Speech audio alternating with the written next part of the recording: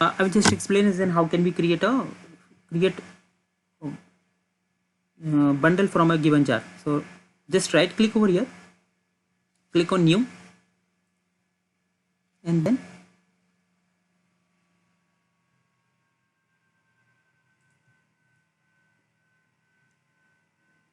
just search for plugin from existing jar archives.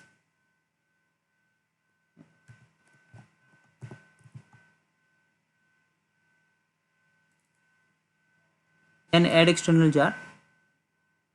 Okay, and then wherever you have this jar available, right? So for example, this is one jar, but maybe that is not bundle, so just select it, click on next, give it a good name.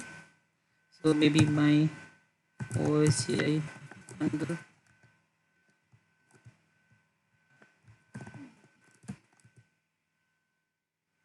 Okay, select this and then click on finish. Yeah,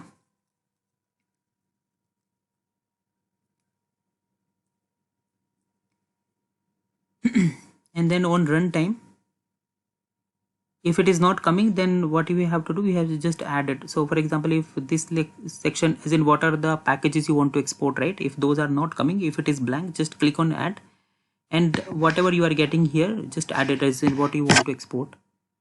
Okay, is if this side is coming blank, then only.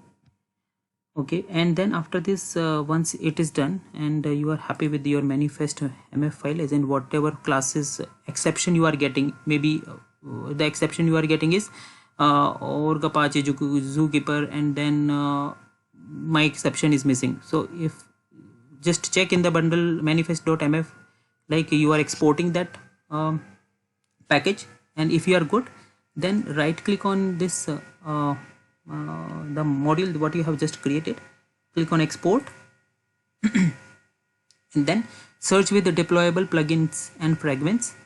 Okay, just select it, click on next, and then select the one for which you have just triggered it. So for example, my OSGI bundle, and then click on finish. Before finishing it, it will ask you to which directory you want to install this. Basically now it's a bundle. So for example, if I'll just say inside G drive bundle, yeah, I will just write my new bundle here and then click on finish. It will export. The bundle will be here now. So this file you can upload in Apache Felix. We used to get this question in interviews as well, like how can we create a jar to bundle. So this is how using Eclipse we can do it. So we will just use the plugin development feature of Eclipse. First we will give the path to external jar.